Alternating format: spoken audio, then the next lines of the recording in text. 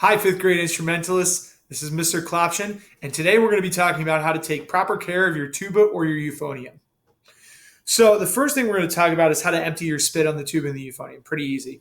Once you're done playing, or once you hear a gargly noise like when you're trying to play, that means you have a lot of condensation built up in your instrument, and you just want to release that through a spit valve. For euphoniums, you can find it down here at the bottom. Okay, just a little valve that you push down, and the spit can come right out. Make sure you do it over a garbage can or wherever is appropriate in your home or at school. And the tuba is going to be in generally the same place. You might have to search around for it a little bit, but generally it's on the bottom of one of these little slides that you can see here on the bottom. Okay, so make sure you do that whenever you hear that gargling sound. The other important thing when taking care of your tuba or euphonium is going to be oiling the valves. And you need to oil your valves on a pretty regular basis. You got to make sure you do this at least 2 to 3 times a week if you're playing as much as you should be. Okay, otherwise the valves are going to get stuck, kind of like these are. That's why I picked this one, because I don't want our valves to get stuck.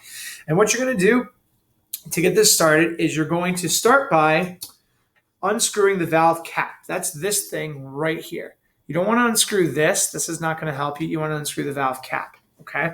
And if you have a side winding tuba or euphonium, it's the same thing. You're going to find that cap. It's going to be on the side. You might want to lay it down on your lap.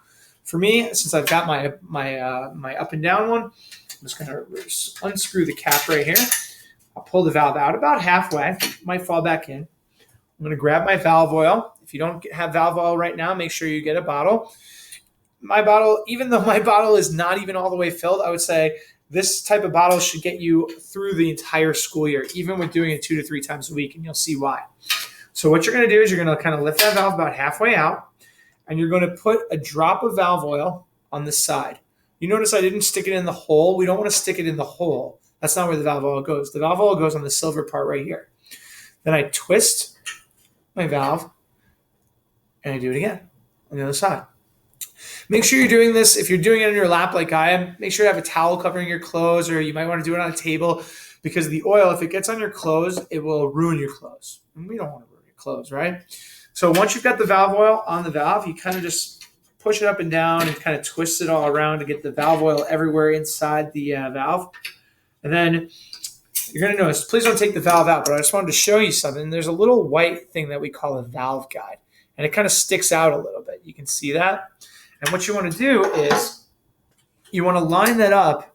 There's a little indentation that you can see right here at the, right there. Where is it? On the top of your euphonium. And it kind of lines up like a puzzle. So you find that, and if you're trying to push and the valve just won't go down, well, that means the valve guide isn't lined up. You want to line the valve guide up, get it straight down, then you screw the cap back in. There we go. It went from being really stuck to working really, really good. Okay. And again, just like I said earlier, if you have a sidewinder, it's going to be the same thing. You unscrew the valve cap, lift it out about halfway, get the valve in, get the oil on, and swirl that valve all the way around to make sure that the oil gets all inside, so that you can get a good base on your valve. So that is how you take proper care of your euphonium or your tuba. So please make sure you're oiling your valves so the valves don't get stuck like this one. This one's valves hadn't been oiled in a while. But if your valves do get stuck, that's okay too. Please don't be afraid to reach out to your teacher and let them know that your valves are stuck, and we'll try and help you the best we can. Okay? Have a great day.